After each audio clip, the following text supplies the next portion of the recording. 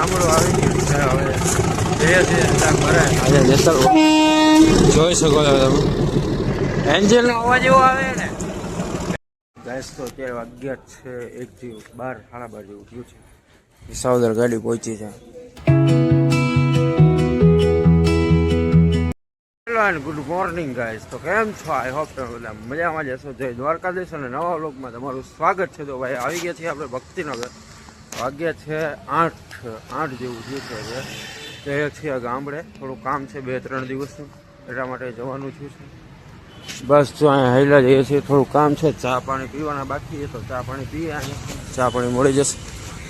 ચા પાણી રેપિડોમાં રેપિડો કર્યું, થોડુંક લેટ થઈ ગયું એટલા માટે. ચાલો મળે હવે સીધા ટ્રેનમાં જ.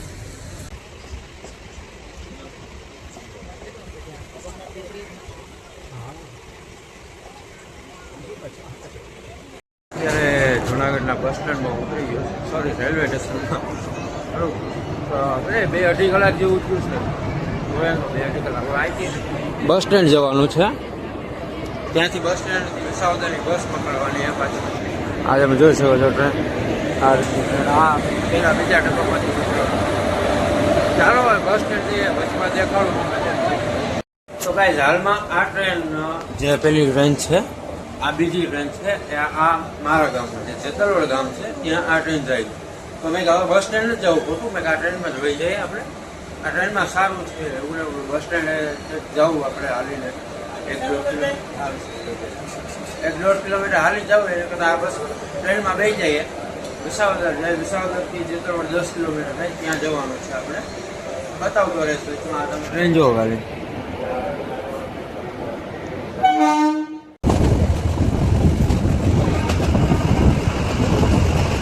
ગેસ તો અત્યારે વાગ્યા છે 1 જેવું 12 સાડા 12 જેવું થયું છે.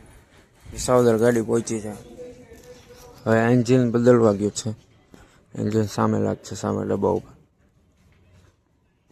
હવે 10 કિલોમીટર હજી આપણે કાપવાનું છે બાકી. 10 કિલોમીટર તડકો ભાઈ એવો ભાઈ ગજબ. તડકો કયો કેવો. રેલવે સ્ટેશન ઉપર કોઈ નથી આમ જોઈએ. બેસી જઈએ આપણે. 10 કિલોમીટર છે તો બાકી. પછી જેતલવડમાં આપણે મળશું.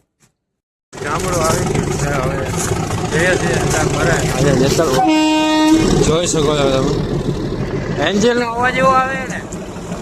મારો વોઇસ નહીં આવે ક્લિયર, એટલા માટે થોડું કામ એન્જિન વયો જાય ને પછી થોડીક વાત કરું.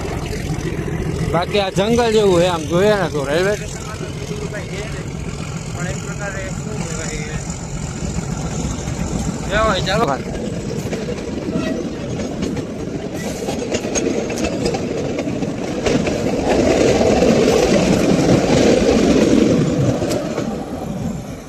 અત્યારે તો ઉનાળાનું હાવ એટલે હાવ આમ સુકાઈ ગયું એવું લાગે. જો અરે ભાઈ ગરમી એટલે યાર ગજબ ભાઈ મારી નાખે એટલી ગરમી. તડકો જ એટલો હોય. અહીં બ્લેક ટી શર્ટ પહેર્યું એટલે અમુકમાં આકર્ષણ વધારે છે.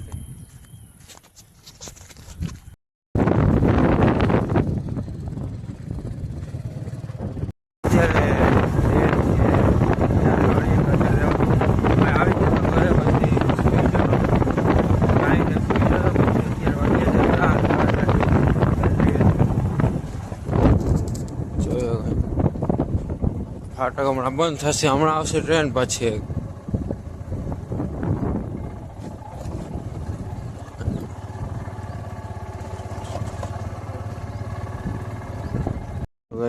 આ છે ખેતર.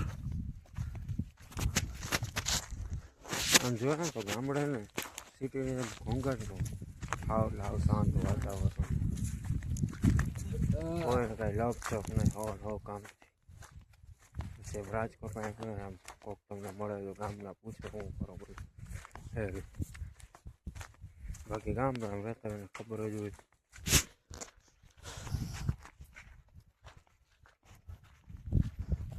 હા સૂકું ને અહીં ખેતર એટલું બધા તડકો લાગે ને ઠંડો પવન પાછો હતો. હજી જો બાકી જાય ગાજર લેવા માટે ખેતી લીધી ના થાય સામે ઉભા છે. જમીન. ચાલો હવે આ છે ગાજર ઉપાડે ચાલુ કર્યું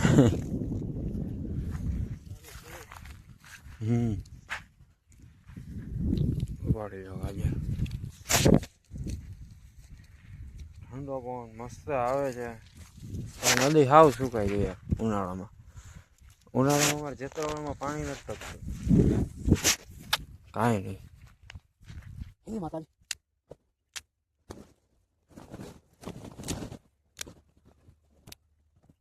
દોડા છે નહીં દોડા છોકરા દોડા છે પાકા છે પોલાન પાકા છોકરા પાકા નથી બે પાંચ છોકરા જોઈ લે આવ્યો છે થાય ને હા જોઈ લે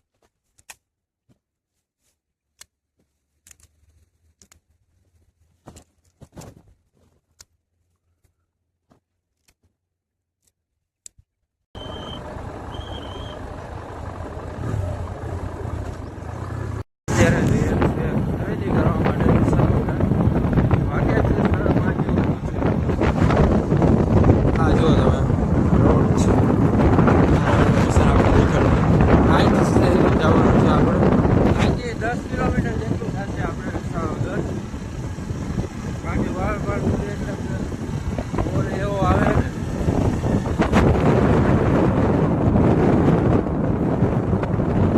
સ્કૂલનું કામ ચાલુ છે.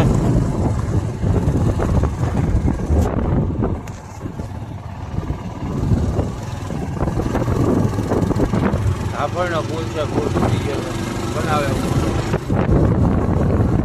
તો ગાઈઝ આ છે વિસાવદરનું બજાર. અહીંયા સામાન લેવા માટે આવ્યા છીએ. સામાન લઈને આમ આગળ જવાનું છે થોડુંક આમ મસ્ત કોઈ વાતાવરણ કેવું છે દેખાડી કે આ રીતનું છે ભાઈ. લાઇટ નથી ભાઈ,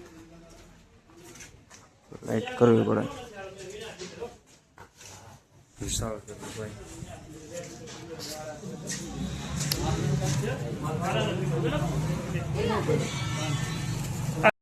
બકાલું જો યાર ઉપડતું નથી યાર. આ નહીં કહું ને તો 6 થી 7 કિલો પાકું. 7 ને 10 કિલો એટલું બકાલું હે ભાઈ. અત્યારે આવી ગયા છે ઘરે, હાથ પગ ધોઈ લીધા. હમણાં જમવાનો ટાઈમ થઈ જશે, જમીને મળીએ કાં તો.